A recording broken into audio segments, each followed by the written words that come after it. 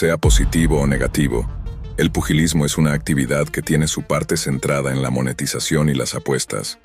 Pero esto llegó a los peores extremos cuando el boxeador Giovanni Parisi entró en contacto con la calaña más despreciable de la sociedad para que amenazara a su oponente mexicano y pudiera salir victorioso. Sin importar la dignidad del deporte. Estás en Boxeo de Oro. Te doy la bienvenida a esta nueva crónica donde te familiarizas en profundidad con el área más peligrosa que puede concebir el deporte. Carlos González Ferrer es un pugilista nacido el 15 de junio de 1972 en Xochimilco, México.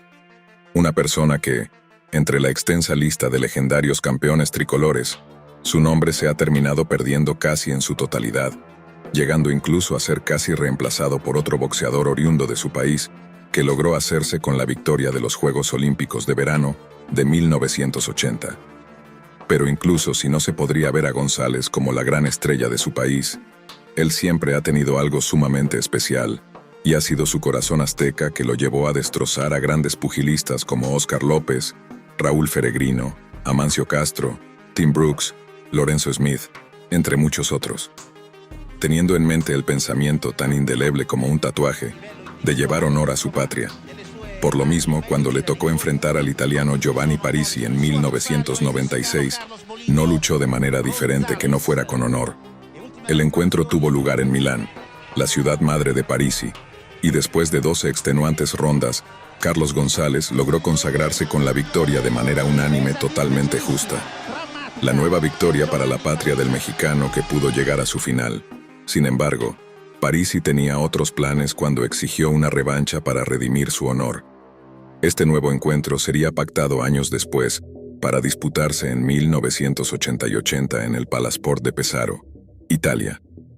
Como un perfecto día de picnic, las cosas se desarrollaban con normalidad, hasta que una carta llegó directamente al domicilio de Carlos González para amenazarlo, diciendo que no solo él iba a morir, sino también todos sus seres queridos lo harían, si no se dejaba ganar. Ahora, Carlos González no solo estaba poniendo en juego su carrera en la revancha, sino que estaba poniendo en riesgo todo lo que amaba.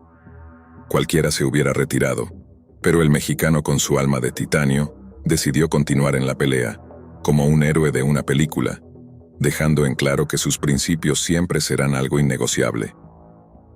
Llegó el día pactado con la misma expectativa de si se tratara del día del juicio final que anunciaría el final del mundo. El primer asalto comenzó con un intercambio de golpes cauteloso, ambos púgiles midiendo la distancia y buscando debilidades en la defensa del oponente. Carlos González, con su estilo técnico y calculado, intentaba establecer su jab mientras Parisi se mostraba más evasivo. Intentaba contraatacar con su gancho derecha, pero el daño era poco efectivo. Esos movimientos mandaban el claro mensaje de que González no aceptaría someterse a los caprichos de nadie.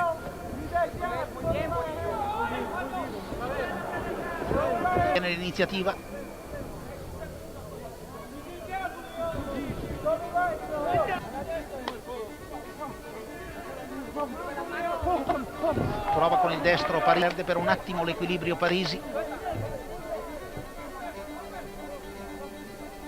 Cerca di alleggerire la pressione il nostro pugile. Tocca col sinistro al corpo. Poi il destro di Parisi.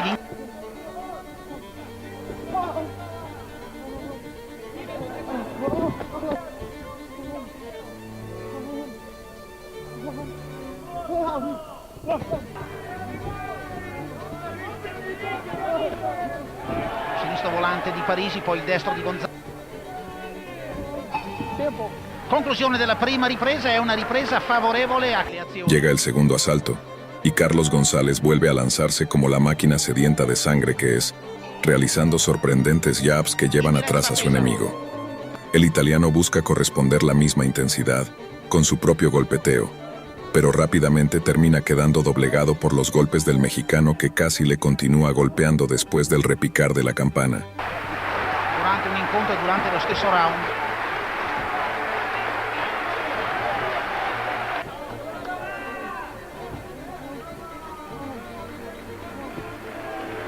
Il largo sinistro di Parisi.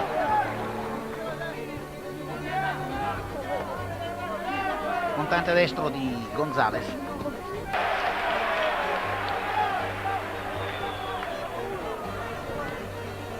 Cano. E c'è un bel destro di Parisi. Destro. Parisi sulle corde. Alleggerisce la pressione con un sinistro al corpo, incassa un destro. No.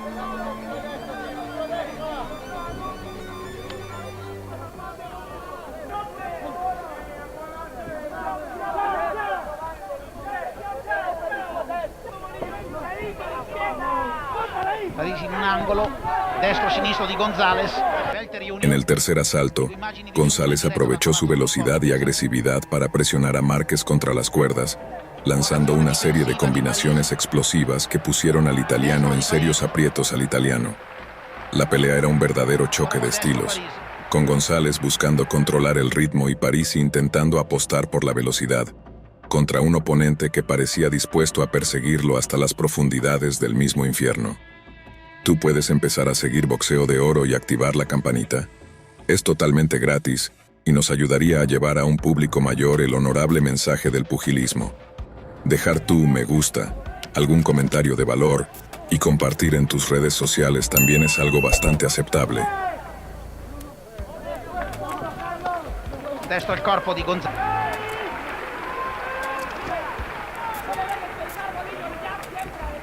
Fuori misura González con il destro. Il destro di Parisi, poi sinistro di González.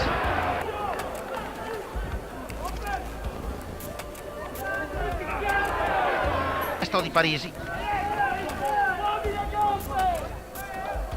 Ancora col sinistro Parisi. Destro e sinistro di Parisi. Destro ma entra col sinistro. E conclusione della terza ripresa. Pesaro. En los siguientes asaltos el encuentro siguió un rumbo similar con Giovanni Parisi, tratando de realizar todo tipo de estrategias para tener una ventaja, mantener una evasión constante y golpear en momentos precisos.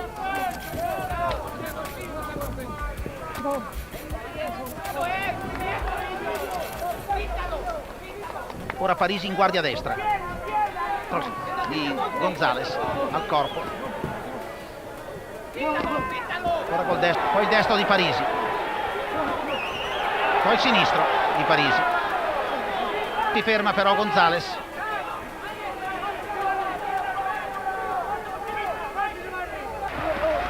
Fuori misura col sinistro ma segno con il destro Parisi. Ancora il sinistro di Parisi.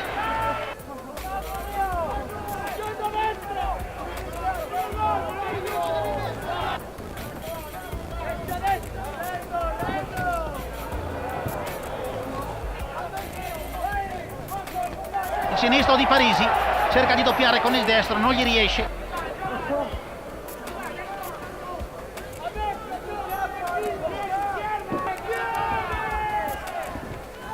Destro di González. E sul sinistro di Parisi. Golpear con golpes de poder que doblegaran al enemigo. Agarrar a su adversario para contenerlo. Todo era tan eficiente como tocarle serenata a un sordo. Carlos González lograba controlar el ritmo con su gancho asesino, combinado con su cruzado, que iban dirigidos al rostro de su enemigo.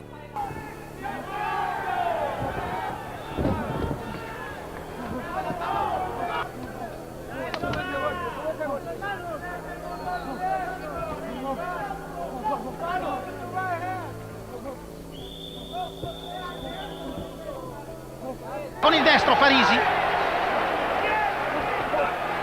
Carica il sinistro, non trova il bersaglio.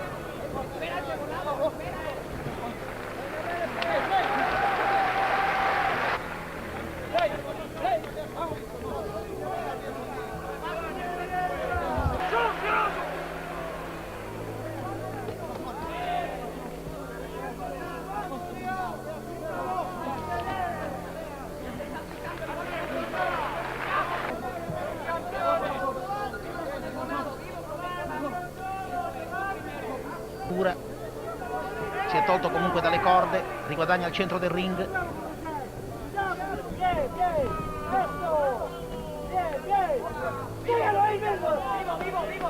El sexto asalto fue una exhibición de coraje y determinación por parte de ambos púgiles, con intercambios feroces en el centro del ring que mantenían al público al borde de sus asientos. Parisi estaba mostrando una resistencia impresionante, absorbiendo los golpes de González y devolviendo los contragolpes como podía, mientras Carlos González atacaba en todas las direcciones, sin ninguna piedad, aunque sus golpes parecían ser cada vez menos eficaces por el cansancio.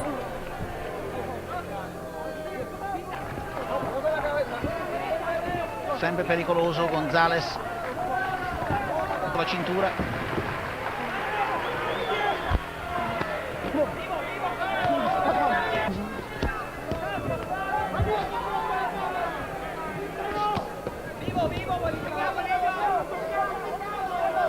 Questo è particolarmente duro, questo destro comincia, tocca col sinistro e con il destro, ma González non si ferma. Per il nostro pugile.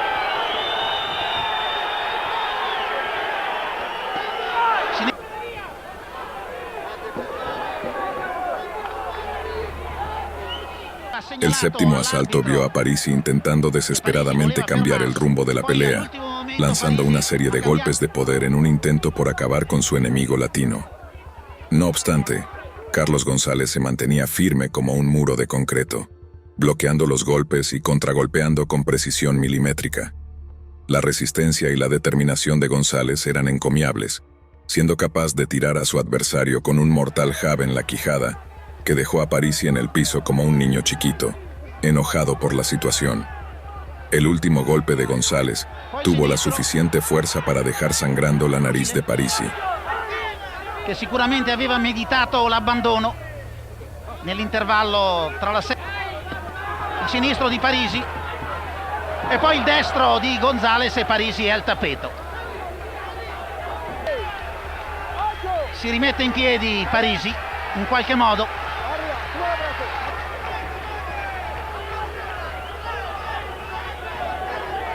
Round è una ripresa da 2 punti per... Por esta razón, el italiano se mostró más precavido que nunca en el octavo asalto, manteniendo la distancia mientras lanzaba sus golpes rectos. Carlos González no desperdiciaba ni un golpe, atacando de manera precisa el golpe de su rival, hasta un punto que el árbitro tuvo que detener el encuentro un momento para limpiar la sangre derramada. Aunque en cuanto volvió a sonar la campana, la masacre se reanudó. Non si lascia prendere dalla tentazione di concludere a tutti i costi, ma continua a svolgere la sua azione.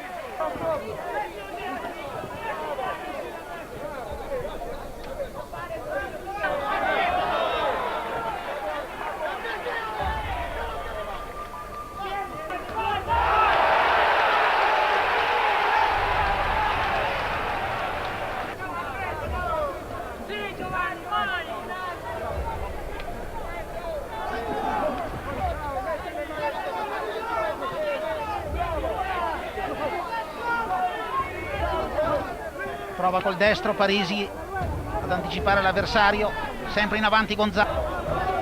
Il destro di Parisi. Fuori misura col sinistro Parisi.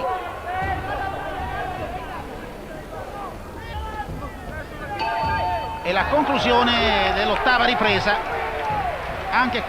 En el noveno asalto, ambos pugilistas comenzaron realizando un admirable intercambio de golpes en el centro del ring. Parisi se mostraba más motivado, pero incluso en tal situación poco y nadie podía hacerle a su enemigo, que apenas parecía cansado. González siguió con la sucesión de golpes que terminaron provocando que la pelea se frenase otra vez. La nariz del italiano estaba totalmente rota. No podía continuar. Así que tuvieron que darle la victoria a Carlos González. El mexicano no solo volvió a traer honor a su gente, sino que logró hacer justicia ante un país corrupto. González ha tenuto.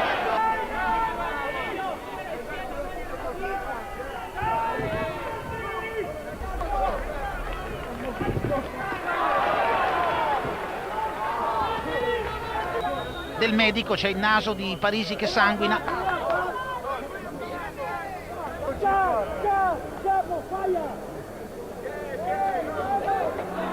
Ovviamente è una pausa.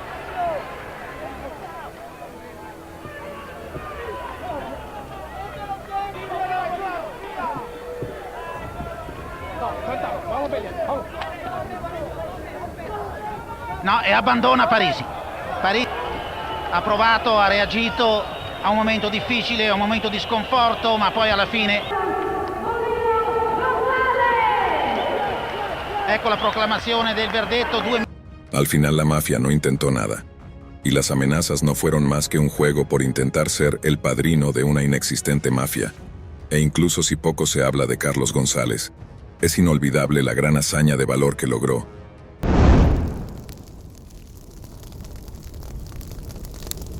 México no es perfecto, no es el epítome de la raza humana, tiene varios defectos notables, pero es innegable que estos quedan opacados por sus elementos positivos. Sin embargo, esto no le ha impedido a muchos arrogantes gringos querer centrarse en los aspectos más nocivos de la cultura, con el único fin de engrandecer su propio ego, justo como pasó con el americano Alberto Dávila, que ofendió al azteca Carlos Zárate, llamándolo un muerto de hambre que mandaría de vuelta a su país naco. Tal ofensa no pasaría desapercibida por Carlos Zárate, que prometería un castigo divino ante tal ofensa. Y tú puedes verla ahora mismo, si no te apartas ni un segundo de Boxeo de Oro, tu canal estrella de pugilismo en español. La historia de nuestro héroe tricolor comienza el 23 de mayo de 1951, en la Ciudad de México. Desde una temprana edad, Carlos Zárate estuvo envuelto en el mundo del pugilismo, debido a que varios de sus familiares eran practicantes callejeros de este deporte. No obstante, él fue el primer individuo de los Zárate en lograr destacar al hacer un debut profesional en 1969 contra Luis Castañeda. ¿Y qué debut? Carlos Zárate logró derrotar a su primer oponente de un nocaut en el tercer asalto, y repetiría tal hito en la mayoría de sus encuentros durante los siguientes años, logrando obtener un título de peso gallo en 1976, además de ser consagrado en su momento como uno de los mejores boxeadores del mundo por The Ring, y ser condecorados como peleador del año en el año 77. Parecía que la vida de Carlos Zárate estaba llena de trofeos y logros. Por desgracia del éxito nace la envidia, y Alberto Dávila surgiría como la perfecta antítesis del mexicano. Una persona originaria de Texas que, a pesar de tener ascendencia mexicana, siempre rehuyó de sus humildes orígenes desde que comenzó a dedicarse al pugilismo a la tierna edad de 12 años. De hecho, Alberto Dávila utilizaba su sangre como excusa para hacerse el erudito, y que sus insultos racistas tuvieran alguna especie de sustento. Los mexicanos son unos muertos de hambre. Carlos Zárate es un cobarde que no sabe pelear, fueron algunas de las declaraciones más atrevidas del gringo. Zárate podría ser una persona de mente fría, pero su corazón era cálido como una fogata. Por eso perjuró ante sus recientes trofeos que le enseñaría a su supuesto compatriota lo que era el respeto en su encuentro, pactado para librarse el 25 de febrero de 1978. El escenario se erigía como un templo de gladiadores. Al sonar la campana, ambos pugilistas salieron de sus esquinas como leones en la sabana africana, listos para la caza. Zárate, con su estatura imponente, y Dávila, ágil como un felino, comenzaron a medirse con cautela. Los primeros minutos fueron de estudio, con jab tras jab lanzados con precisión quirúrgica. Zárate buscaba imponer su alcance, mientras Dávila esquivaba con movimientos elegantes, como un bailarín en el ring. Sometime in the future. Right now, the champion has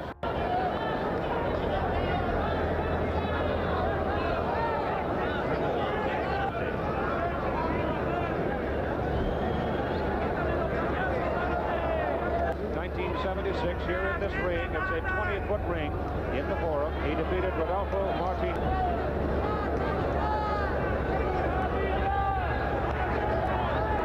In Texas, the first American challenger for the bantamweight title since 1953, when Pat tried to stay close to nullify the reach and the punching power or the leverage of the champion Zárate.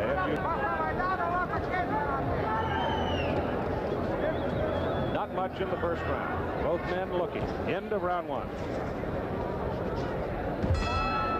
Después de un inicio igualado, el segundo asalto tuvo a Dávila decidido a mostrar su verdadero valor ante el público yanqui. Dávila comenzó a presionar a Zárate con un golpeteo continuo, digno de un guerrero azteca. Buscando minar la resistencia de su adversario, el mexicano lanzó una serie de ganchos al cuerpo seguidos de uppercuts, a lo que Zárate respondió con golpes rectos, tratando de mantener a raya a su agresivo oponente. Davila managed by Benny Giorgino, the trainer of Imo Sopka, Jackie McCall. The only fellow who was able to go the distance with him was Vic Ramirez in Mexico City in 1970. Davila square of shoulder, giving away 2 inches in reach.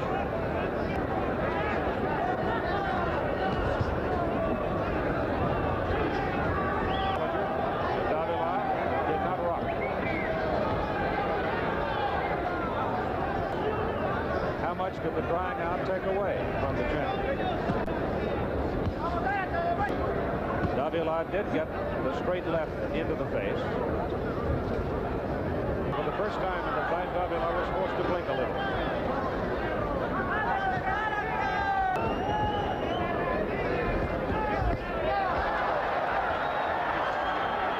El tercer asalto incrementó la tensión en el encuentro. Zárate salió disparado como la bala de un cañón de guerra, ejecutando una magnífica combinación de jabs y ganchos que tenía por objetivo desgastar a su enemigo. El gringo aceptó el reto y comenzó a presionar con su propia combinación de jab y ganchos, aunque rápidamente terminó quedando doblegado contra la ira asesina del mexicano. Con un uppercut devastador, Zárate hizo tambalear a Davila, logrando empujarlo por el medio del cuadrilátero, como una declaración de su superioridad.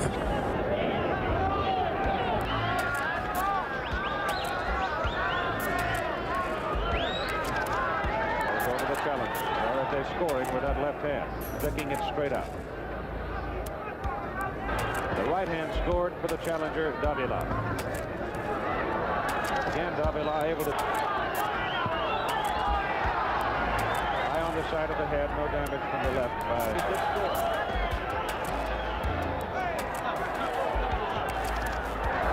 The champion as we come inside 10 seconds in the World Bantamweight title fight.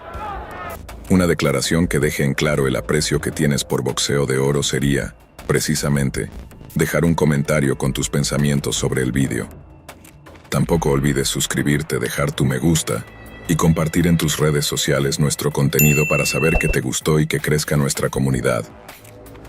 A pesar del castigo recibido en el asalto anterior, Davila mostró una resistencia digna de un muro de granito en el cuarto round. Con movimientos ágiles y una defensa sólida, logró esquivar la mayoría de los golpes de Zárate, frustrando los intentos del campeón por finalizar la pelea. No obstante, cuando se preveía una remontada del Yankee, Zárate continuó presionando, lanzando golpes potentes que encontraron su objetivo en varias ocasiones, siendo herido con sus golpes de poder hasta llevarlo hasta las cuerdas.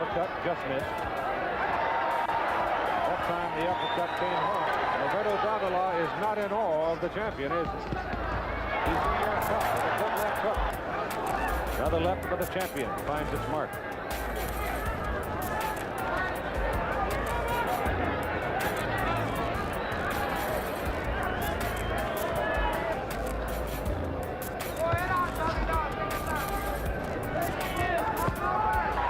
Davila back into the corner. Takes some punishment, but then fights his way out of it. Hangs him against the rope. And the big crowd here at the forum is screaming as we come up on 10 seconds fighting back. But the closing minute of this fourth round has belonged to Davila. El quinto round tuvo un notable bajo en la intensidad de los pugilistas, claramente por el desgaste en su cuerpo. Nuevamente, Davila quiso imponerse como el maestro del ring, lanzando numerosos jabs con la potencia de meteoritos infernales. Zárate era consciente de su desventaja, por lo que optó por mantener su defensa alta para absorber el mayor daño. Cerca del final, el mexicano volvió a hacerse presente con un constante golpeteo que dejaba en claro que no iba a caer como un mero mosquito, sino que se alzaría con decisión, como un almirante de guerra. To get a little flat-footed, he must move in the minds of those who rate. Zárate starting to find the range a little more with that left.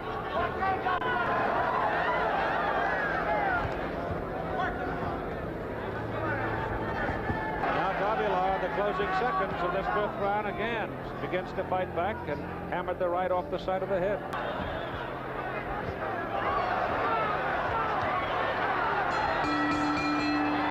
Con la mitad de la pelea transcurrida, Zárate renovó su energía e intensificó su ataque con golpes de poder directo al rostro y las áreas blandas del gringo.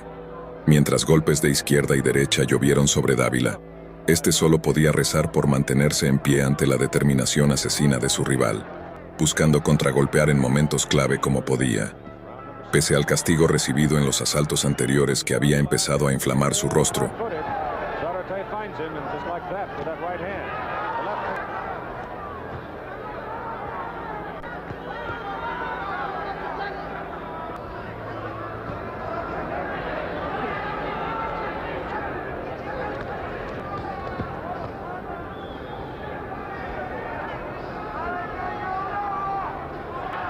champion putting on a little more pressure here in round 6.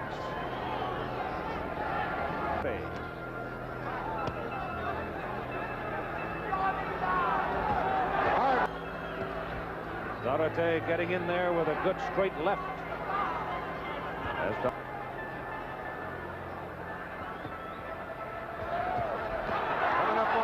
Alberto Dávila inició el séptimo asalto lanzando golpes con precisión y rapidez, manteniendo a Zárate alerta. El héroe de México se mantenía como un sólido titán, lanzando potentes golpes combinados a su rival. Aún así, era evidente que el gringo, por primera vez, había dominado el asalto, logrando cumplir vagamente con sus promesas de grandeza.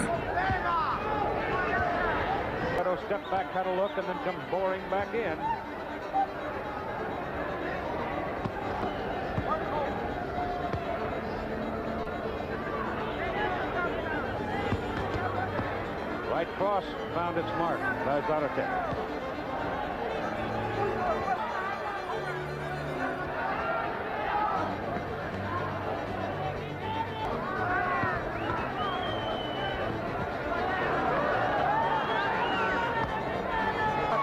Scoring heavily as he had Dávila on the ropes. Alberto must move. Zárate hammering Dávila here in round 7. Coming up on 20 seconds to go. And the count stops at the bell. On the California Rule. Era evidente que el éxito previo embriagó a Alberto Dávila, dado que comenzó el octavo asalto con una defensa baja, provocando a su rival para rematarlo. Alberto Dávila fue consciente de la trampa, pero igual aprovechó de mostrar su ferocidad lanzando ganchos de poder contra su rival, que hacían tambalear al gringo, provocando que cada segundo tuviera que levantar su defensa. Cuando quiso volver a corresponder los golpes, Carlos Zárate logró llevarlo hasta las cuerdas para aplicar un increíble uppercut en la quijada que destrozó la defensa del gringo, tirándolo a la lona.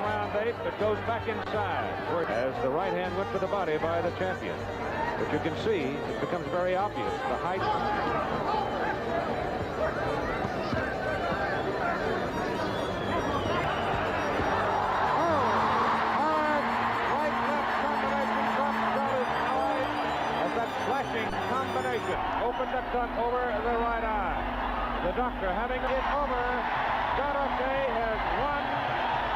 The fight is stopped in the 8th round. Alberto Dávila había acumulado chichones en su cara de rondas anteriores que, finalmente, terminaron por explotar con los golpes de ese último asalto, cubriendo su cara de un rojo carmesí digno de un filme de terror. La esquina del gringo no tenía ningún argumento. Carlos Zárate había ganado la pelea y retenido su título de peso gallo del CMB, y más importante aún, logró callar a un xenófobo que intentó humillar a su pueblo tricolor. Así es el mundo del pugilismo, un combate vaivén que sitúa constantemente a los gladiadores del pugilismo entre la gloria y la deshonra.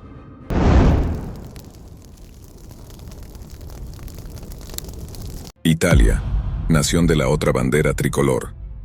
No necesariamente es el territorio más caluroso cuando se trata de darles la bienvenida a pugilistas mexicanos. Pues, a inicios del siglo XX se consideraba como la segunda mejor nación si del noble arte de los puños se trataba. Siendo los villanos predilectos de los pugilistas estadounidenses, los representantes del carismático país europeo se aseguraban de dar de qué hablar tanto fuera como dentro del ring. Lo que menos esperaban era que otro guerrero tricolor, un azteca de pura cepa, fuese el héroe que le pondría fin a sus ínfulas de grandeza. Bienvenido a Boxeo de Oro. El día de hoy te invito a ser testigo de la extinción del boxeo italiano a manos de un guerrero tricolor original, un latino que libró a Estados Unidos de sus males y vengó la blasfemia generada sobre sus hermanos. Acomódate, porque este turbulento viaje está por comenzar. El pugilismo es una disciplina de caballeros, pero en Italia llegó a estar muy contaminada. Detrás de bambalinas, se llegó a rumorear que la mafia siciliana algunas veces metía sus blancas narices en los combates para amenazar a los oponentes. Cierto o no, esto no impidió que, generación tras generación, peleadores latinos cobren venganza sobre el ring por las burlas y pobres intentos de intimidación que eran arrojados hacia ellos. Arturo Gatti fue el último gran monarca que vio Italia nacer dentro del cuadrilátero. Muchos señalan que peleaba por Canadá, pero la sangre jamás se niega, y es ese rasgo distintivo que nunca llegamos a perder. Tras su debut en 1991 y vencer a José González, Gatti se acostumbró al dulce sabor de la victoria. Hasta 1997, Gatti mantuvo una increíble racha de victorias que solo se vio manchada el fatídico martes 17 de noviembre del 92 al final de 6 asaltos programados y perdidos, por decisión dividida ante el estadounidense Rey Salomón. Por su trayectoria, no quedaba duda de que Gatti era un peleador explosivo, un fajador que lo dejaba todo en el campo de batalla en cada ocasión que subía al ring. En las divisiones superpluma y superligero, logró posicionarse como bicampeón mundial, pero más temprano que tarde, su declive comenzó. Cuando perdió en su tercera oportunidad por conquistar el título, el 22 de julio de 2006, ante el argentino Carlos Manuel Valdomir, quedó claro que sus momentos de gloria habían acabado. Un año después, Gatti se preparaba para su despedida. Para ser la contraparte de este acto solemne que buscaba homenajear a los mejores años del pugilismo italiano, se escogió a un rival que de primeras no parecía una gran amenaza. Oriundo de Guadalajara, Jalisco, el pobre récord profesional de 16 victorias y 3 derrotas hacía a Alfonso Gómez el adversario perfecto para librar un combate que estaría ganado desde el inicio. Lo que se pensó que sería una retirada con el brazo en alto, terminó por convertirse en uno de esos momentos donde las cosas salen completamente mal. Para la afición azteca, es un dulce recuerdo del día en el que nadie daba un peso por su peleador, y luego debieron tragar seco al llevarse una gigantesca sorpresa. Pues sobre el ring del Broadwalk Hall en Atlantic City, Gómez les enseñó a los italianos el significado de la frase «No cuentes los pollitos antes de nacer». Gatti empezó pelando a la distancia, estirando su izquierda para evaluar la guardia de Gómez. Para cuando el azteca se sintió en confianza, comenzó a colar pausados pero repetitivos golpes al cuerpo del italiano. Para la segunda mitad del asalto, breves intercambios ya se producían. Hacia el cierre, Gatti se había percatado de que su rival de exhibición era más duro de lo que su historial dejaba ver.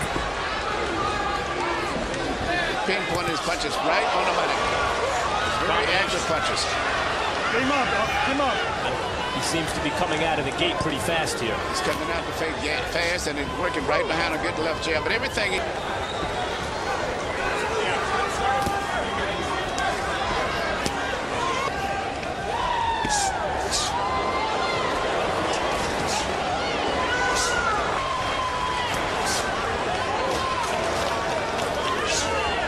Pretty much what you expect from Gomez.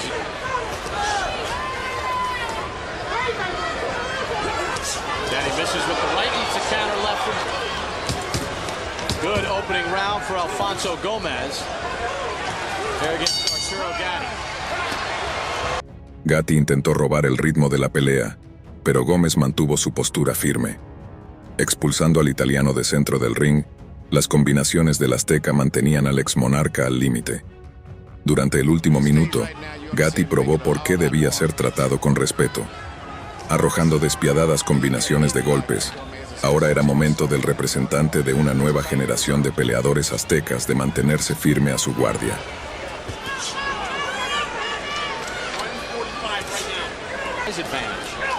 And even though Gatti is a welterweight, he never seemed to be a weight. Seemed like his best weight is about. Gomez appears very relaxed in the ring. Yeah, they do have a weight division like for every 7 pounds or 6. Chopping right hand from Gomez. Gomez has been very... Beck was coming back because he sees Gotti as a smaller guy. I just think it's just his timing is better. I think he's been busy contender guys over there, so he's used to that situation, but he's been busy, I think. And his right hand is very effective tonight over... Seconds of the second round, Alfonso Gomez fighting a very good fight through 2.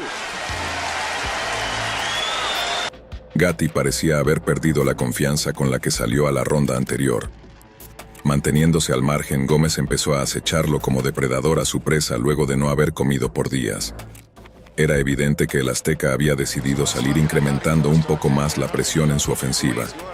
Con Gatti lejos de romperse, sus contraataques iniciaron intercambios de golpes que creaban la sensación de que las fuerzas estaban equiparadas.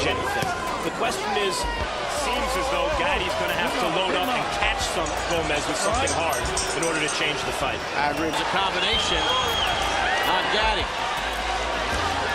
Don't punch him in here.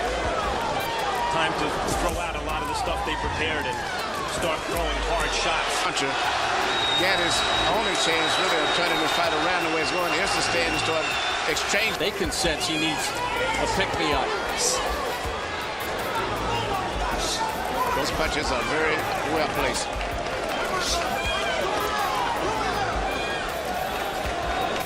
One and two at a time. And he missed with that short right hand in the waning seconds of the third round. Una poderosa izquierda de Gómez rompió el hielo y acortó la distancia impuesta por Gatti.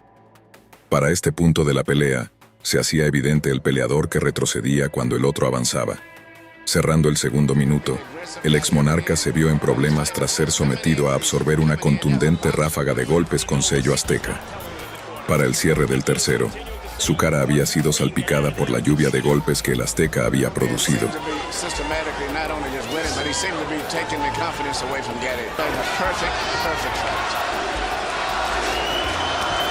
Gatti's fans trying to rally him again.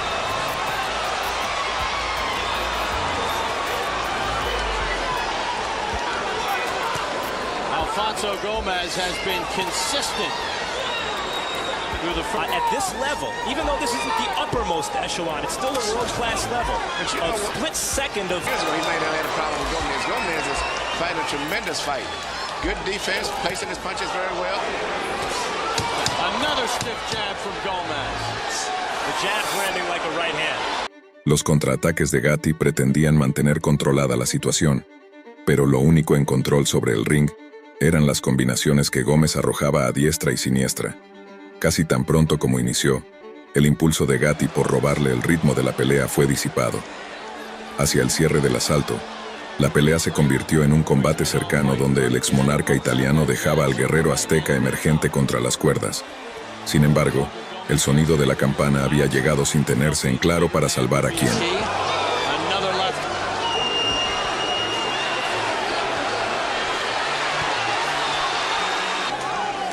Gomez's lefts and rights are rally killers.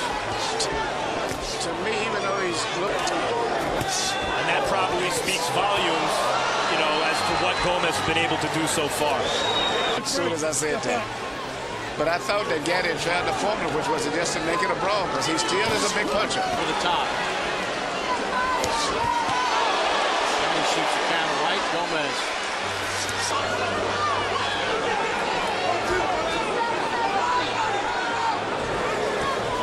Gatti planeó entrar, golpear y salir ileso. Desafortunadamente, su estrategia se vio frustrada cuando la dura ofensiva de Gómez lo dejó vulnerable contra las cuerdas. Tras librarse, hizo señas al público y un breve baile con sus pies, que solo demostraba lo engreído que podía ser. Aún después de haber estado al límite durante 5 episodios, no trataba a su rival como un igual. Pero, cuando te burlas de la sangre azteca, el karma pasa factura.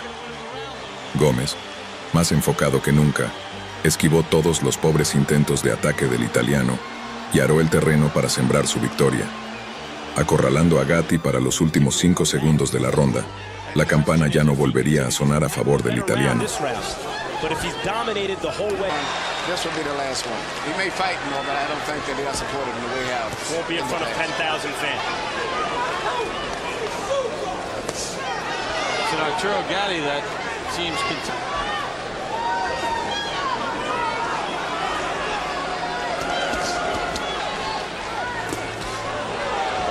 again from Gomez. He always has that right hand to answer.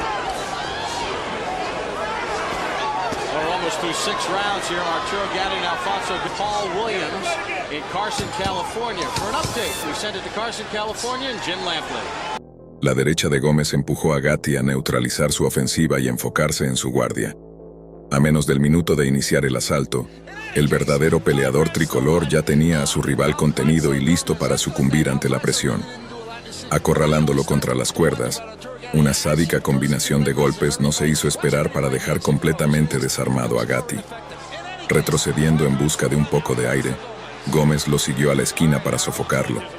Desesperado, Gatti se lanzó cobardemente al cuerpo de quien se había convertido en su verdugo, para que el referí intercediera y pusiera algo de distancia entre ellos. Tras reanudar el combate, Gatti se vio en la misma trágica situación.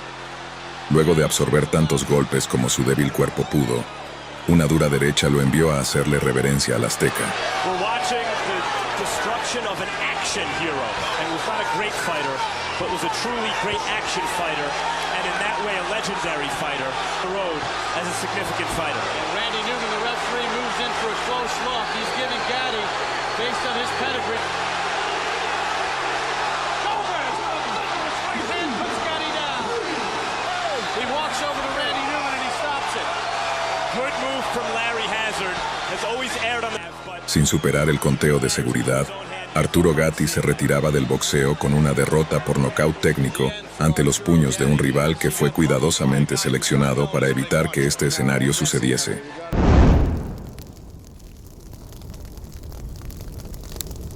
Lo más importante de una pelea pugilista es poder sustentar las declaraciones que se buscan hacer para desequilibrar al rival pugilista.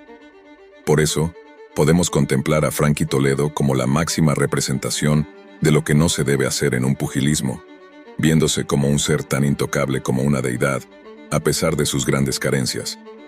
Manuel Mantecas Medina haría exposición de todo su carácter mexicano para darle una lección de humildad a su rival de sangre yanqui.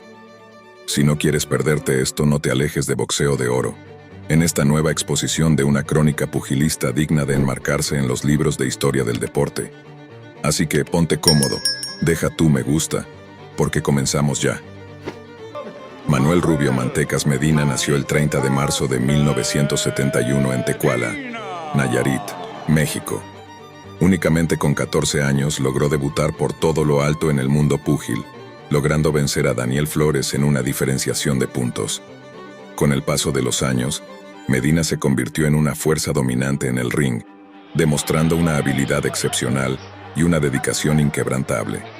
Su punto álgido llegaría en 1989, cuando aquella joven promesa del pugilismo mexicano se coronó como el nuevo campeón de peso pluma de la Asociación Mundial de Boxeo, al derrotar por un nocaut a Edgar Castro en el 7º asalto.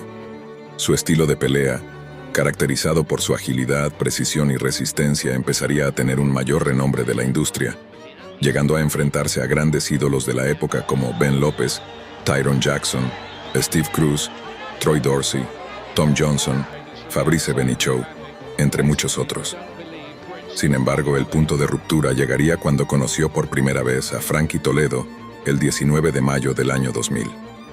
Toledo se presentaría como el mayor antagonista de Mantecas Medina, alguien proveniente de una cuna de oro que veía por encima del honor la vida de excesos y fama, por lo cual no tendría problemas en afirmar que acabaría con el naco mexicano que deshonraba con su presencia el pugilismo y usaría sus puños para mandarlo directamente a casa.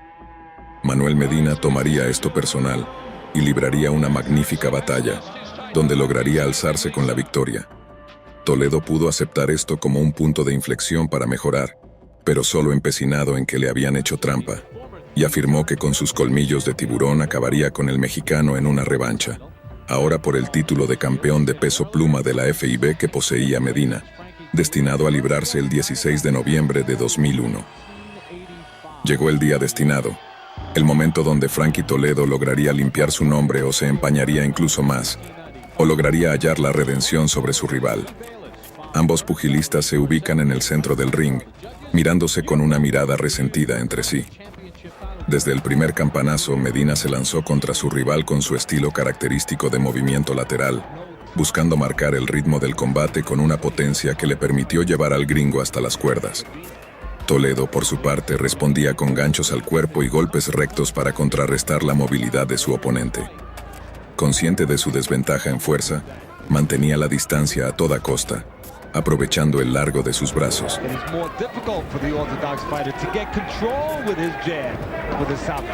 Teddy Whitney, and I mean everybody in the featherweight game. Is it a big factor? I mean, it's not like he hasn't seen a southpaw. But if you're Toledo, you still want to take it. Medina, very difficult style. Very, very busy. High workload of punches.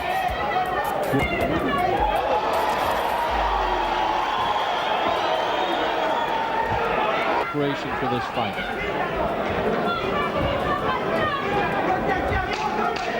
12 in the books.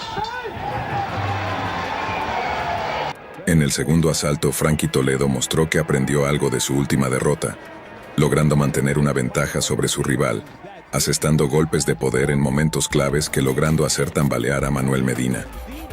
Claro que el héroe de México no era un ratón cobarde que huía, sino una bestia de matar que se mantuvo erguido como una estatua de concreto, retomando la combinación de ganchos y jabs que mantenían a Toledo constantemente en movimiento para evitar ser blanco fácil de los ataques. El gringo, apodado como el tiburón, parecía un pez fuera del agua, incapaz de reaccionar. Take those legs away. This is a pro for Medina. You don't judge a fighter's age.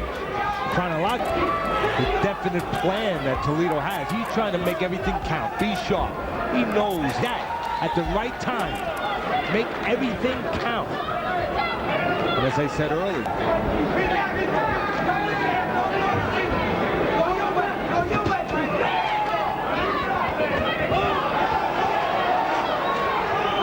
Being able to land the right hand. Ojalá tú hayas reaccionado con tu me gusta al vídeo. Si no es así, ¿qué esperas? Compartir en tus redes nuestro contenido, dejar comentarios y sobre todo suscribirte a Boxeo de Oro nos ayuda a incrementar el prestigio de esta noble comunidad amante de la pelea. La tercera ronda no fue mucho mejor para el país de los Yankees. Inicialmente, Frankie Toledo logró mantenerse en la delantera con la combinación de gancho y laterales. No obstante, Medina tuvo la reacción de un rayo y alzó su guardia para contener sus golpes, para proceder a lanzar ganchos y uppercuts que abrían la defensa del gringo.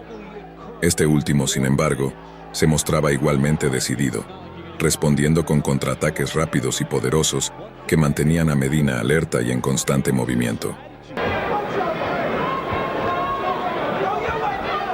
Teddy, because that cut is not in a dick. but Toledo is not an aggressive guy. He's a guy that likes to counter. And that could always be a problem.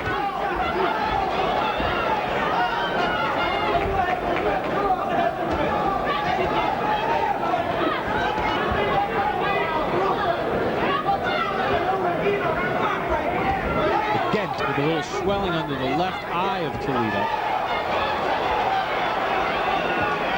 Medina to control him with that jab. He's changing range pretty well. Taking it to Frankie Toledo here in the third. El cuarto asalto vio a ambos contendientes luchando con una determinación feroz, cada uno decidido a superar al otro. Medina, con su experiencia en el ring, buscaba aprovechar cualquier apertura en la defensa de Toledo, lanzando combinaciones veloces y precisas. Por su parte, Toledo mostraba una resistencia impresionante, absorbiendo los golpes de Medina y respondiendo con golpes poderosos que sacudían al veterano pugilista. Well, it has happened. Combination there by Toledo. Count. Medina having the edge as far as punch output.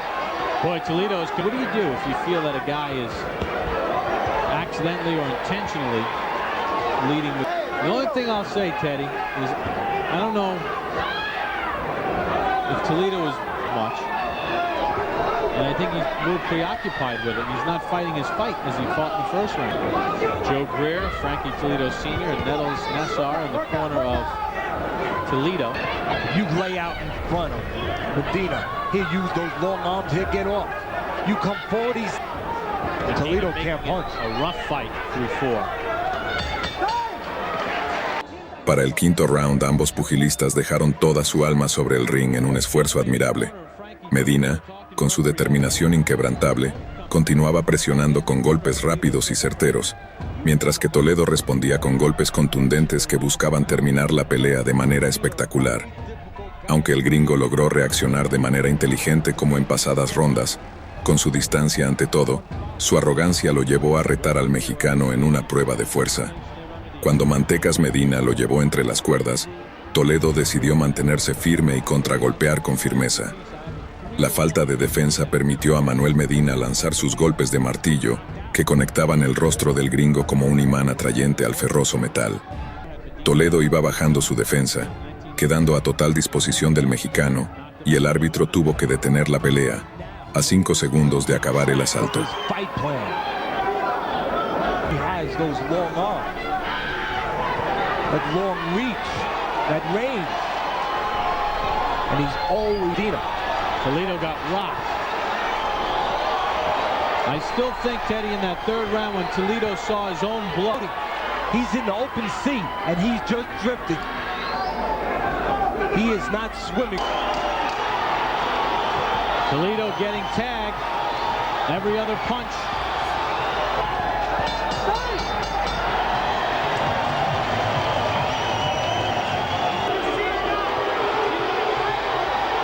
Now they're stopping it.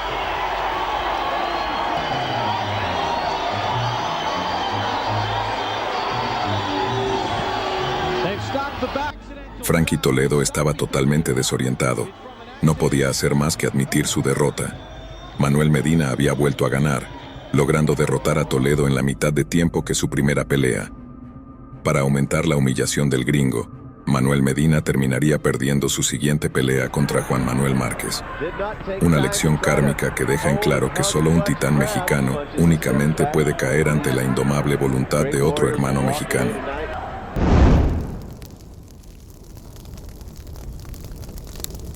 Lejos de ser una disciplina llena de azar, el destino algunas veces involucra sus quisquillosas tramas para arrojar los resultados más sorprendentes en una contienda. La historia del boxeo mexicano está repleta de karma y justicia, tomada por los puños de guerreros azteca que cerraron la boca de sus detractores tanto dentro como fuera del ring. Pero, el 6 de febrero del 82, en Panamá, el desenlace de un encuentro en particular sí llegó para causar conmoción y dejar en estado de shock incluso a aquellos que tenían su veladora encendida por el peleador tricolor, que valientemente enfrentaba su destino. Bienvenido a Boxeo de Oro. En esta ocasión te invito a que me acompañes a desempolvar el archivo del día que Hilario Zapata, ídolo panameño, conocido por recolectar triunfos en Japón, Venezuela, Tailandia y otras naciones, cayó a manos de quien menos se esperaba. Ponte cómodo, porque esta nueva travesía empieza justo ahora. Tras su debut en el 77, Zapata bien pudo haber sido nombrado La Muerte. Recolectando cadáveres tras cada subida al ring, solo 10 peleas le fueron suficientes para ganar su primera corona mundial.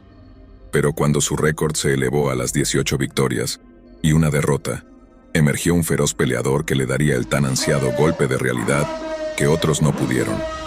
Amado Panterita Ursúa era el contraste perfecto para Zapata. Todavía peleaba bajo la estampa de boxeador desconocido. Tras su debut en el 74, no había conseguido acomodarse en su esquina en la división mosca ligera. Sus 9 derrotas lo posicionaban no precisamente como un rival a vencer ante el monarca, que ya empezaba a coquetear con el estatus de ídolo de su nación. Precisamente, tras el anuncio de su pelea, la crítica deportiva lo hizo añicos. En Panamá era considerado como un don nadie. Fue menospreciado no solo por la prensa deportiva local, sino también los aficionados que se negaban a darle una calurosa bienvenida a su hermoso país. Puesto por el suelo, Ursúa tenía la difícil tarea que otros tantos guerreros aztecas relevarían después de él: ganarse el respeto de sus adversarios, demostrando el poder de la sangre tricolor. Tras lo acontecido aquella noche sobre el ring del Gimnasio Nuevo Panamá, en la ciudad de Panamá, todo detractor de este peleador desconocido enmudecería por completo. Con todos los recursos disponibles para poder imponerse ante el monarca engreído y favorecido por el entorno, demostró que nadie es mejor que un mexicano sobre el ring. Panterita, Ursúa rompió el hielo con una combinación de golpes que puso a prueba la reacción de su adversario.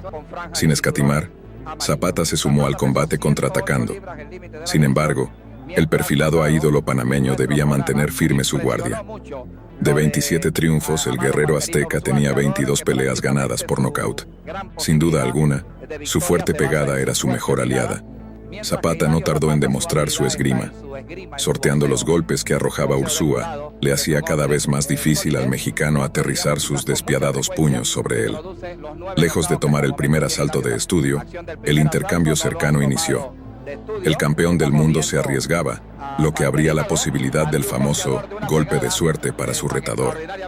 Antes de la pelea, Hilario advirtió: "Si no me busca Ursúa, lo voy a buscar yo". Y eso era precisamente lo que se estaba apreciando sobre el ring. Con un estilo desesperado, lleno de extrema confianza, demostró el tipo de ofensiva que le interesaba a Ursúa. Con su retador retrocediendo, Zapata se hizo con el dominio del ritmo de la pelea para el final del primer episodio. Por ello, nadie siquiera podía fantasear con lo que ocurriría a la vuelta de la esquina. Intercambiado los papeles, estamos viendo a un Zapata agresivo y a un retador, Hilario Zapata.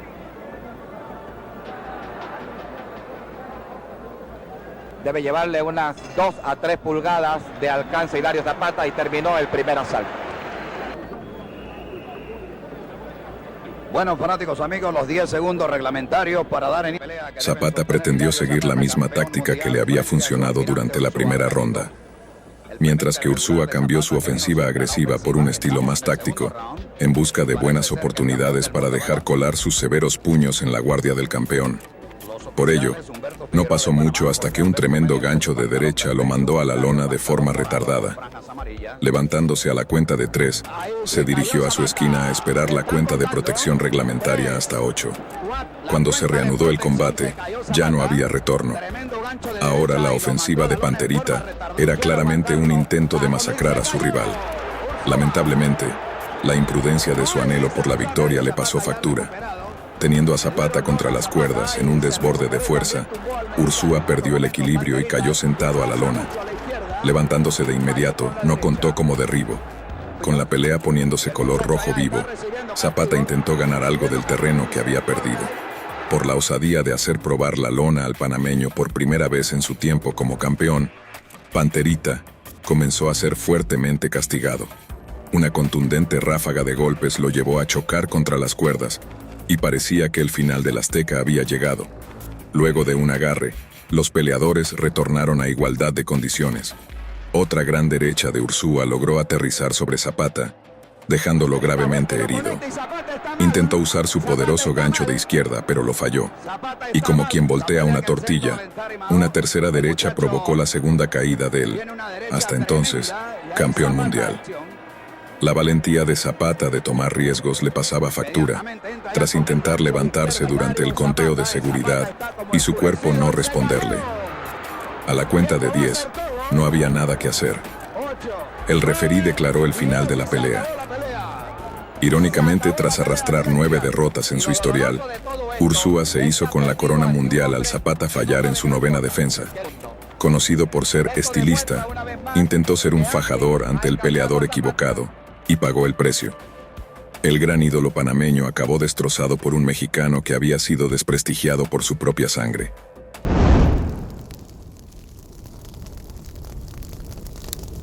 Era el año 2011, y una batalla campal con altas probabilidades de convertirse en un combate mortal estaba por llevarse a cabo. México y Puerto Rico se medirían en un duelo lleno de dinamita pura, más que emocionante. Sintiéndose indestructible, Wilfredo Vázquez Jr. arriesgaba su récord invicto por la ambición de probar que no había piedra en su camino a la gloria capaz de hacerlo tropezar. En la otra esquina, Jorge el Travieso Arce sería el encargado de completar el cuadro para que se librase una épica batalla donde el mexicano debía ser el último en pie sobre la lona si quería dejar su huella en las páginas doradas de la historia del boxeo. Bienvenido a Boxeo de Oro. Abrocha bien tus asientos, porque este viaje al pasado está muy lejos de ser cómodo. 7 de mayo. Puerto Rico se mantenía a la expectativa de la tercera defensa del título de peso super gallo de la Organización Mundial de Boxeo, que ostentaba su campeón, Vázquez Jr. Sobre el ring del MGM Grand de Las Vegas, Nevada, Arce debía hacer una de sus travesuras si quería robar la corona y convertirse en un nuevo monarca y orgullo de la afición tricolor. El récord profesional de Arce lo posicionaba como un gran retador. Sus 56 victorias, 43 de ellas por nocaut, 6 derrotas previas y 2 empates, lo hacían estadísticamente el vencedor de la batalla. Con 20 victorias, consiguiendo 17 de ellas por nocaut y un empate, era el estatus invicto del boricua, lo que daba la sensación de que estaba hecho de madera dura de roer. Finalmente, Vázquez Jr. ingresó al ring como el peso pluma junior número 10 del mundo, según la mítica revista The Ring, mientras que Arce resultó perdedor en las apuestas 6-1. Arce comenzó a probar la guardia de Vázquez Jr., ni bien inició el asalto. Adueñándose del centro del ring, impuso el ritmo de la pelea a pesar de tener un comienzo lento. Para la segunda mitad del episodio, el campeón demostró sus intenciones de colar sus poderosas combinaciones. Sin embargo, rápidamente fue acorralado contra las cuerdas y le fueron recordados sus límites. Durante el último minuto de la ronda, las travesuras de Arce comenzaron a hacerse más notorias. Con ataques pausados pero bien ejecutados, ejerció presión al boricua. Marvin Sansona, February of 2010, stopping him in the 4th round with a left hook. Arce something to think about. Right there is where I think are devastating body shots. That was a good left hook downstairs before that you referenced by Arce. Yeah. And that hurt him. Vázquez Jr. holds on. Arce said once he gets inside, Vázquez backing up. Up top, Arce really laying into his punches, sitting on it. And he made that the way he wanted it. The veteran Arce, a very solid beginning. Vázquez Jr., posicionando a Arce al límite con las cuerdas, se apoderó del centro del ring, pero no pasaría mucho hasta que el tricolor reclamara su territorio. Durante el último minuto, los intercambios cercanos no se hicieron esperar. Vázquez Jr. intentó cerrar el episodio con mayor precaución que en su inicio, pero justo antes de la campanada, fue acorralado una vez más. Arce telling us that he wanted to fight him close from the very beginning. And Vázquez Jr. so young. Arce, you can see these men, they light up the room, don't they? Very engaging, very engaging. I understand what Arce was saying. He said he called him a baby because he's never been in a real war with a real man. He's not the classic fighter, but he just gets the job done. Oh, nice shots by Vázquez, though. That's jab by Arce. A left hook lands for Arce. Wants to make this a brawl, and that's what he's doing in the second round. Both men are landing big shots. Human beings in all of Mexico. Yeah, he points out that he hit when he was on. Finished 3rd, by the way. Don't tell him he's not the best. You know, this is the fight that Arce wanted. This is what he wanted to go in here with that type of... Arce retomó la pelea justo donde la dejó al inicio del tercer asalto. Acorralando a Vázquez Jr. en la esquina, su agresiva ofensiva le estaba abriendo paso hacia el título. Vázquez Jr. se valió de su buena coordinación de pies para desplazarse sobre el ring, pero cada tanto era detenido por un ataque bien ejecutado del tricolor. La resistencia del campeón fue puesta a prueba durante los últimos 45 segundos del episodio. Ráfagas de golpes y embestidas sometieron al boricua, cuya defensa no podía flaquear si esperaba mantener su título al bajarse del ring esa noche. You know, he needs to start giving Arce some angles. 1:21 to go. This is some fight. Beautiful. He's been in these firefights before. They're in almost 12 rounds, and nobody could believe both men were standing. And that's the way Arce fights in this one is. Yeah, he's composed. well beyond his age. But again, this is a tough loss. And it was all in the year 2010. He had a very busy and productive year. And I'll tell you what, he's fighting. No problem. I see that Arce has a cut of some sort on the left ridge of his nose, if not by, and I think it stunned young Vasquez. Punches, but can you stop him? Manuel Montiel, of course, the father of Fernando Jr., the cut man, stitching up. No quedaba claro si Vázquez Jr. estaba apostando por dejar a Arce agotarse antes de entrarle como era debido. Si hay algo que no debes hacer contra un guerrero azteca es dejarlo acomodarse sobre el ring, y eso era precisamente lo que el campeón le había permitido a su retador. Ahora, se veía con mayor frecuencia a Vázquez Jr. contra las cuerdas obligando a su cuerpo a absorber los intrépidos ataques del tricolor. Pero justo cuando parecía que no tenía mucho más que ofrecer, un inesperado golpe de izquierda derribó a Arce. Vázquez Jr. había contraatacado con la contundencia suficiente para demostrar por qué era el campeón. Levantándose de inmediato, Arce recibió el conteo de seguridad de Joe Cortés antes de continuar. A terrific right uppercut, and Arce continues to move forward. His father, it's the brains of the outfit, Vasquez Jr. said, and I just carry out his role. A lot of blood now coming out of the nose of Jorge Arce. Both fighters exchanging left hooks.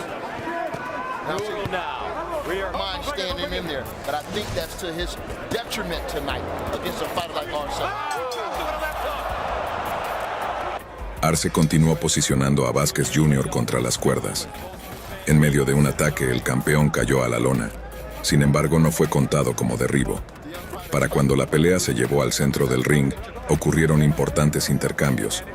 A este punto, el combate era un toma y dame genuino.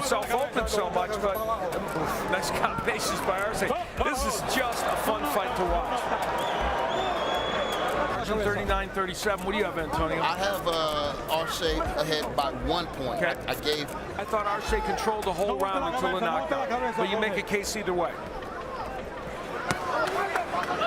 The hook, very effective for Arce down low this evening.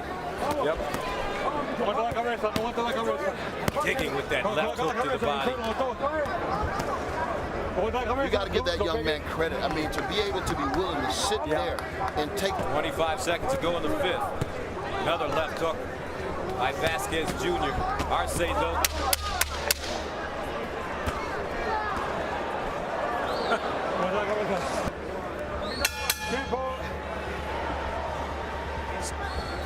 La estrategia de Vázquez Jr. ya se evidenciaba. De manera precavida, apostaba por la calidad y no por la cantidad al atacar a Arce en momentos clave. Confiado en su guardia, absorbía los severos ataques del tricolor mientras daba vuelta a la situación con convincentes contraataques. Sorpresivamente, parecía que el guerrero azteca comenzaba a sucumbir su espíritu de guerra ante el puertorriqueño. Oh, yeah. I have it 48-47 because I didn't make that a 10-8 round. So I have a slight edge for Arce. A little bit slow with his punches, and that gives Vasquez the opportunity to land that big left hook. The story of Vasquez becoming a boxer is extraordinary. And he said, no, you're not going to box. I've never had an amateur fight.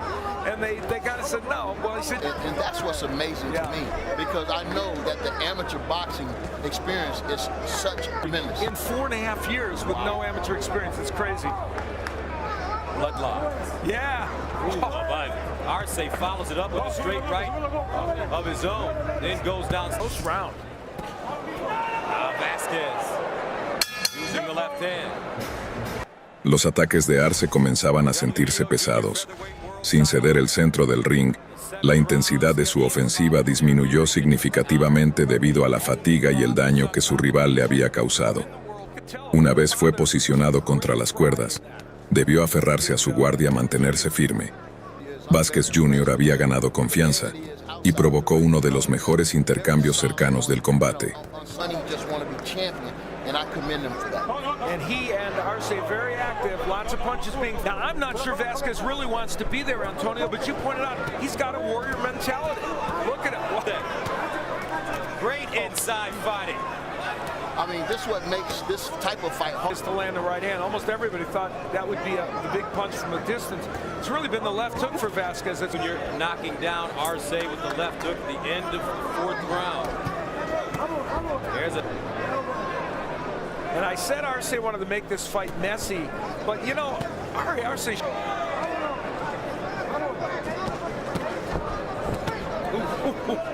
Up by Vasquez Jr. This kid is tough. Man, that's some action. Wow. Man. Exciting and... El boricua, tras el cierre del episodio anterior, pensó que el desenlace a su favor estaba a la vuelta de la esquina. Sin embargo, al salir de su esquina se topó con todo lo contrario. El tricolor no sucumbía ante sus ataques y batallaba por dominar el ritmo de la pelea a pesar de su fatiga. Para Vasquez Jr. el octavo episodio fue un volver a empezar. And I think that for the most part, not necessarily so tonight. But it looked like they prepared for everything. Yes. It seems like he's making the necessary. Wishing for something that's never going to happen. Let's fight. This is Chris Mannix and Lance Pugmire having it for Vasquez by 2, and Tim Dahlberg, you're up 2 points ahead of this fight. Against the ropes with Arce digging to the body and the head. Exciting fight. Arce has now thrown 521 punches in this fight. To 2.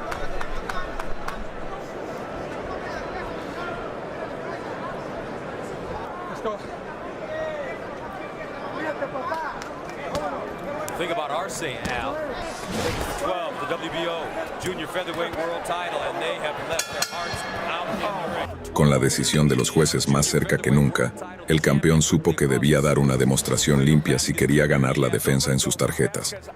Arruinando todos sus planes, Vasquez Jr. se tropezó y cayó por segunda vez a la lona. A pesar de que no era contado como derribo, por no ser provocado por un golpe de su retador, el boricua demostraba el nerviosismo que guardaba tras cada movimiento. Precisamente ese error fue la chispa que encendió la esperanza del azteca, y lo hizo reagrupar su fuerza esparcida y cerrar el episodio sometiendo al boricua con una poderosa ráfaga de golpes contra las cuerdas. Some will look at this and say, in a fight in which, that would be a slip as well, in which Arce's coming so tempted to say that.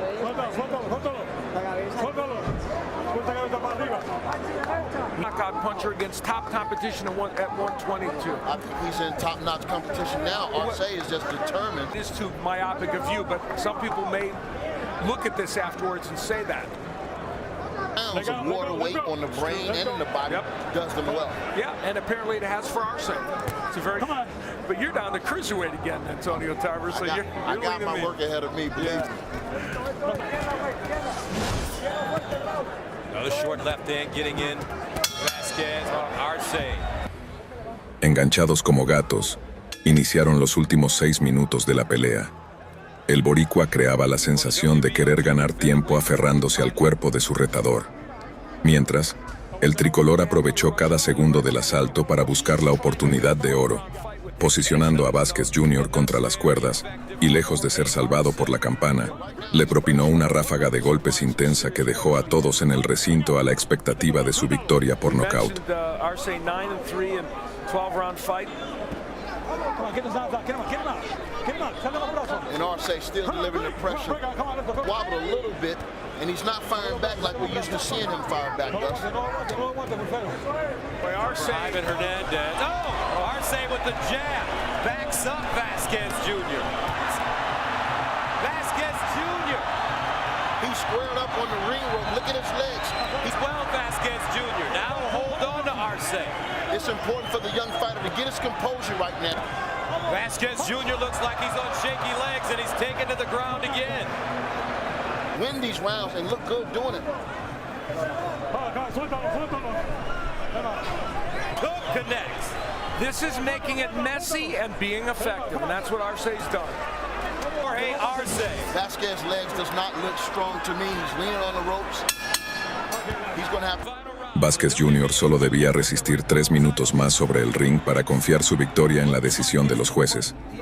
pero su abrupto rol en el asalto anterior no le favorecía en lo absoluto. Arce aprovecharía este boost de adrenalina para cometer su travesura final, robar el cinturón.